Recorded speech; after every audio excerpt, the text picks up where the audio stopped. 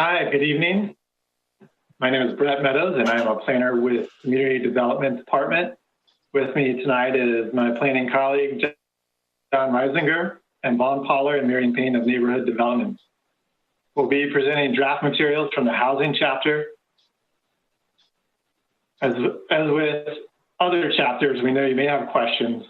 Please reserve those until the end of the presentation, and we'll be sure to check in with everyone. Next slide. Today, we'll look at highlights from the technical report and a summary of the community guidance received to date.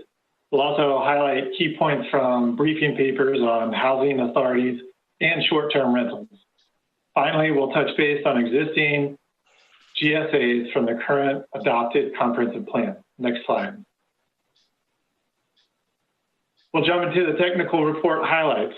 Many of these topics could and have filled their own presentations, so we'll keep that in mind, that these are brief summaries rather than the nitty-gritty details covered within the technical report and within other reports and research.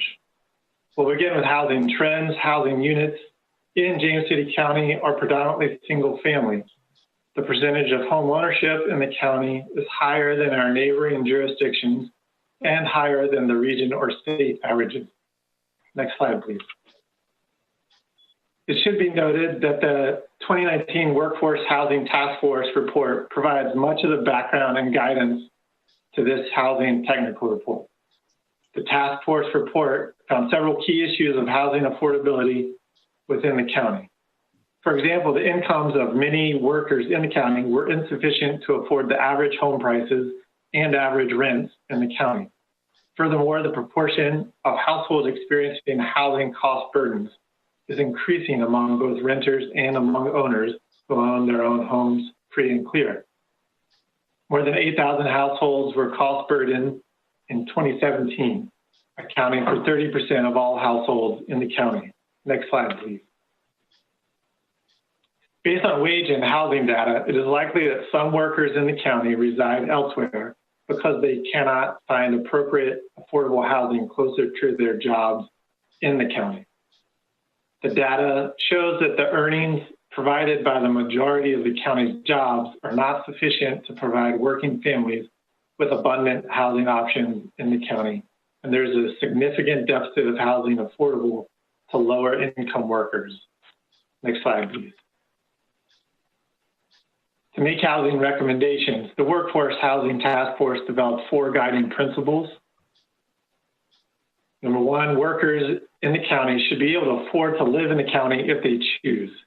The county should promote strategies that create and sustain mixed income neighborhoods. Creating a range of attainable housing options in the county requires partnerships among public, private, and nonprofit sectors. And the county solutions for workforce housing should be designed to respect the county's unique natural, historic, and cultural resources. Next slide, please. The Workforce Housing Task Force offered recommendations for improving housing availability and affordability in 4 categories of production and preservation strategies. These were housing preservation, housing production, housing access, and funding. Next slide. The Workforce Housing Task Force guidance for new residential development is to offer housing that addresses those with incomes between 30 and 100% of the area median income. Offer housing at a range of income levels that is a good quality, and offer housing that is located near multimodal transportation connections to job centers, schools, and other public facilities, shopping areas, and recreation amenities. Next slide. The Workforce Housing Task Force report recommended designation of revitalization or rehabilitation zones to allow the county, private, and nonprofit developers to take advantage of funding offered to improve housing and neighborhood conditions in the county. Next slide, please. A discussion about housing is not complete without the inclusion of homelessness. Counting the number of people suffering from homelessness is difficult because different programs and agencies define homelessness differently. Furthermore, some people suffering from homelessness want to remain anonymous, thereby avoiding situations where they may be counted. Next slide, please. However, with that background, recent point-in-time attempts at counting those suffering from homelessness in the Peninsula region showed that James City County had the third highest homeless population on the peninsula. People suffering from homelessness in the county may find shelter operated by nonprofits or in hotel rooms paid for by nonprofits. Next slide, please. As of 2020, Housing administers 2 programs that serve people suffering from homelessness and those at risk of becoming homeless. The Virginia Homeless Solutions Program aims to rapidly rehouse people suffering from homelessness or those that would otherwise be homeless without this assistance. The U.S. Department of Housing and Urban Development Section 8 Housing Choice Voucher Program aims to provide permanent rental assistance to those earning below 50% area median income. Next slide, please. Furthermore, housing coordinates with several nonprofits to serve the population at risk of homelessness. Programs offer transitional housing to the temporarily displaced, the chronically homeless, young adults who have aged out of foster care systems, and victims of domestic violence. In addition to programs and approaches through nonprofit organizations, the county participates in regional cooperation with other jurisdictions. Seniors, next slide, please. Seniors are another key demographic with specific housing needs. As of 2018, approximately 24% of the county's population was 65 years and older. The Weldon Cooper Center for Public Service at the University of Virginia projects this segment to grow at a faster rate and make up a larger proportion of the population within the county compared to the city of Williamsburg, York County, and the Commonwealth of Virginia. Next slide, please.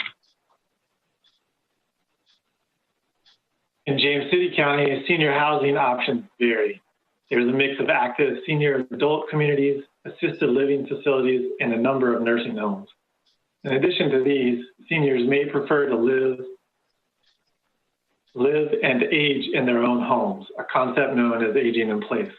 There are a range of tools and approaches that can aid aging in place, with an important one being the use of universal design. Universal design promotes the design of products and environments to be used by as many ages and abilities as possible without the need for adaptation or specialized design. Next slide, please.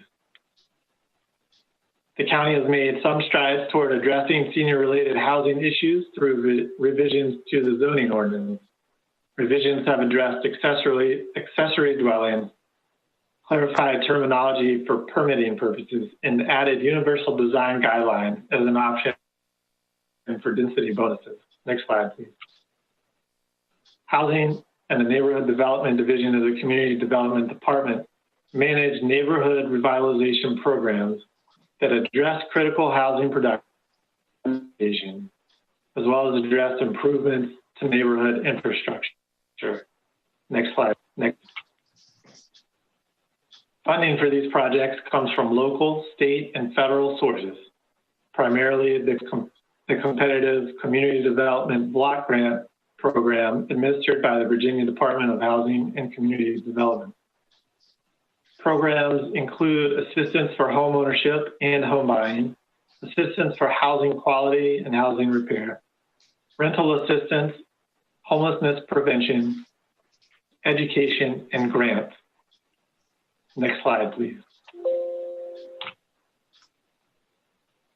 Specific programs that have been implemented include the Neighbors Drive from 2014 to 2019, the Rural Homeowner Housing Rehabilitation Program in 2017, and the Scattered Site Housing Rehabilitation Program funded for 2019 through 2022. Next slide, please. I'm sorry, next slide, please.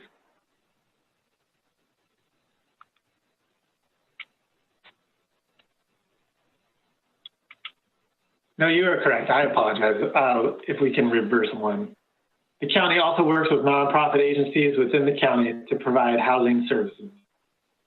Next slide. Moving from the technical report highlights to community guidance. The community guidance document summarizes the public input related to the housing chapter that has been received to date. This slide shows some of the input received so far. A second round of community engagement has recently wrapped up, and a third round of community engagement is planned for January 2021.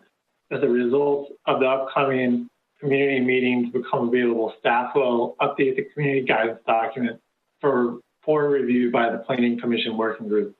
It is intended that a summary of all the community guidance will be included within the chapter text for the final version. Next slide, please. Next, we'll discuss the Housing Authority briefing paper. This paper provides background on the history and purposes of public housing authorities, and specifically provides consideration for redevelopment and housing authorities under the Code of Virginia. Next slide, please. The briefing paper provides reference to funding opportunities and limitations available for housing authorities. Of note, the U.S. Department of Housing and Urban Development does not provide funding for new developments. The county budget would remain the primary source of funding for housing, and there are untapped sources of funding, including tax credits and bonds. Next slide, please.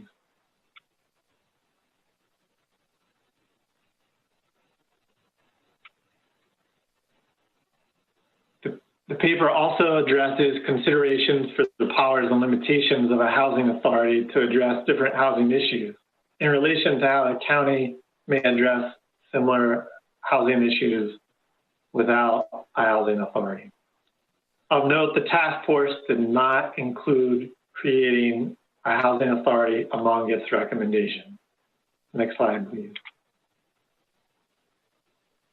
Staff has also prepared a short-term rentals briefing paper to provide some background information about short-term rentals, including the current process for evaluating applications in the county.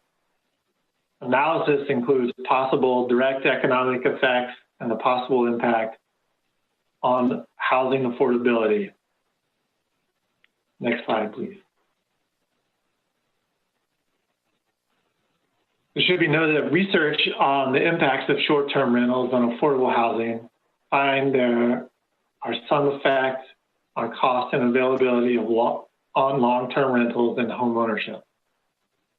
Factors affecting housing costs include the percentage of homes that are owner-occupied, the number of tourist attractions in an area, and the number of existing vacation homes. Next slide, please.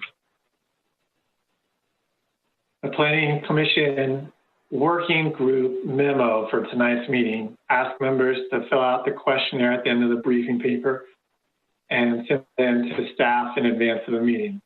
Staff have compiled responses received thus far and will continue to compile those responses. Later on this evening, we'll have a chance to discuss the briefing paper after the presentation. Next slide, please. As with other chapters reviewed so far, staff has not revised the existing goals, strategies, and actions at this point. We are currently examining potential revisions and have tentatively identified some areas for updates. Members of the Planning Commission Working Group are welcome to provide initial suggestions and comments. Next slide, please.